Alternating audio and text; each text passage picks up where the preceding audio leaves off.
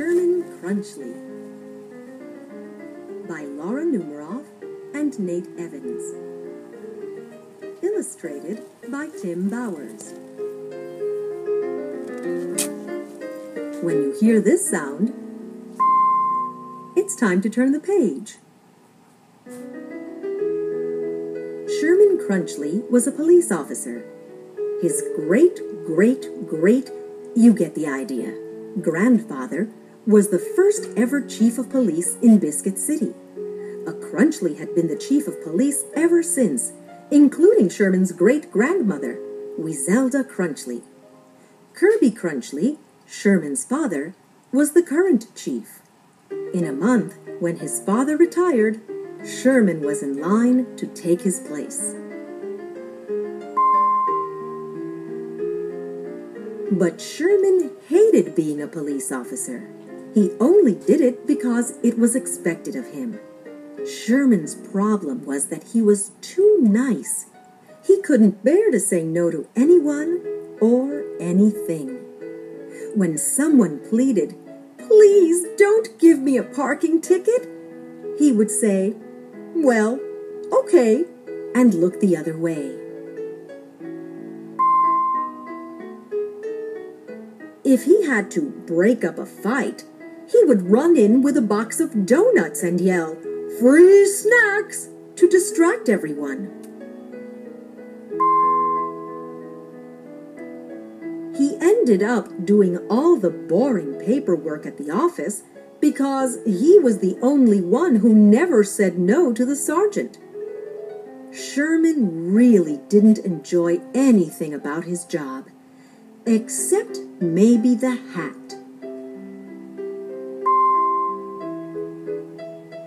Sherman loved all kinds of hats. He had so many hats, he hardly had room for anything else. At the end of every miserable day, Sherman made himself feel better by trying on his hats. One evening, when Sherman was trying on his sombrero, his mother phoned. She was planning a retirement party for his father. "Will you be in charge of party favors?" she asked. Sherman said yes, because he couldn't say no. But he was going to have to tell his father he didn't want to be the chief of police. That meant having to say no. And somehow he had to do it before the party.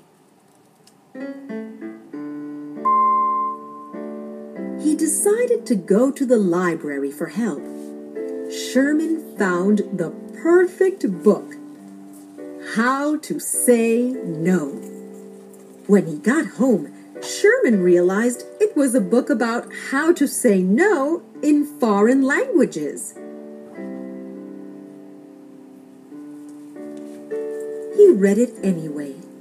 By the time he'd finished it, he could say no in Japanese, Spanish, French, and several languages he'd never even heard of.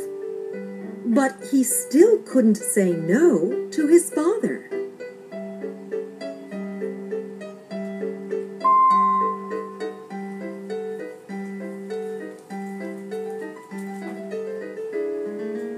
That night, Sherman couldn't sleep. While he was watching the late, you get the idea, show, he saw a commercial. It was for a video called Must Say No. He ordered it with special next-day delivery.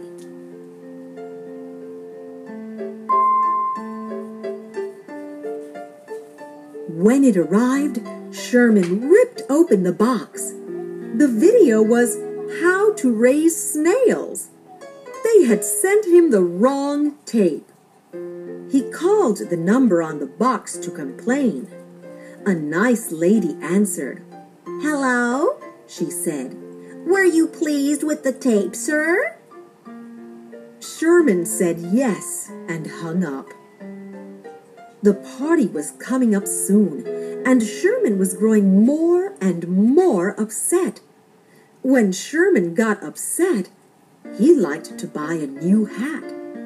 He looked through the newspaper to see if there were any hats on sale. On the last page, he saw an ad that made him very excited. Want to lose weight? Are you afraid of the dark?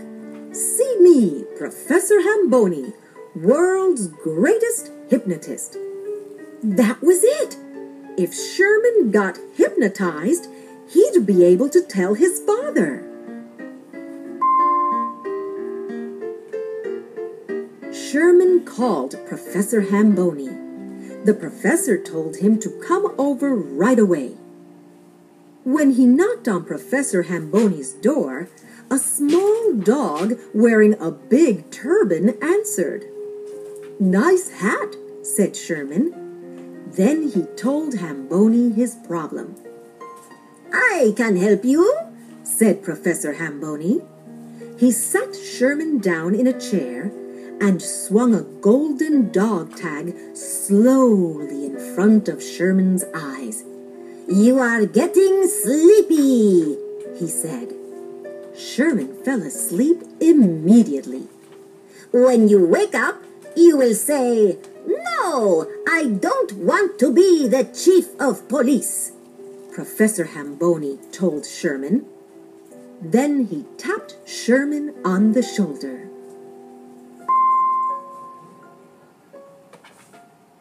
Sherman woke up.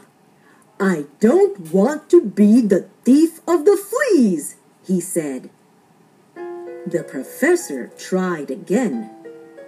When Sherman woke up, he said, "I don't want to be the chief of slow geese." "One more time," said Professor Hamboni, bringing out his special crystal. This time Sherman said, "I don't want to be the beef or the cheese." "I give up," said Professor Hamboni. Sherman gave up too. It looked as if he was going to be Biscuit City's next chief of police after all.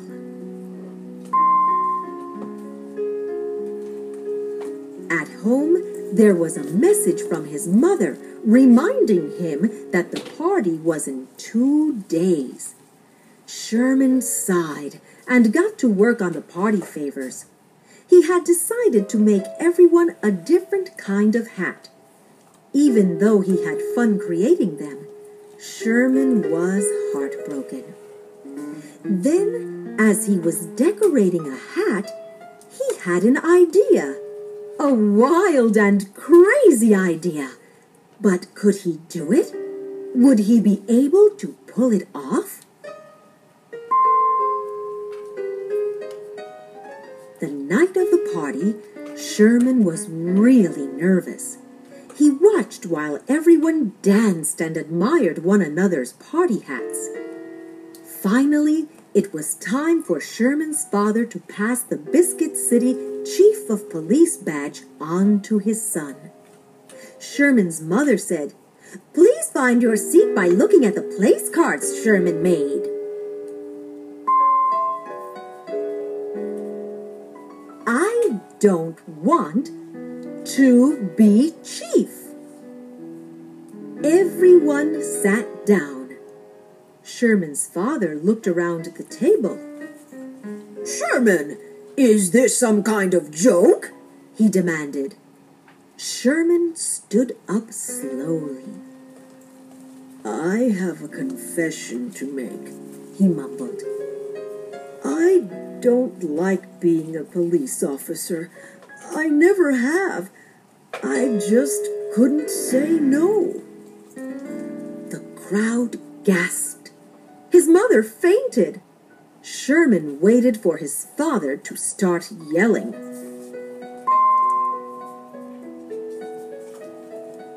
But his father began laughing instead. He laughed and laughed and, well, you get the idea. "I have a confession too, son," his father said. "I don't really want to retire. I was only doing it because I thought you wanted to be the chief of police. And how could I say no to you?" Sherman heaved a big sigh of relief. "I guess you're the new old chief of police," he said. "Hip, hip, hooray!" Cousin Dudley shouted. Everyone cheered, including Sherman's mother. "Would you like a job in the cafeteria?" his father asked. Sherman thought for a second. "No, thank you," he answered. "Well said," his father replied. "Then what are you going to do, Sherman?" his mother asked. "Oh, I'm sure I'll figure something out," said Sherman.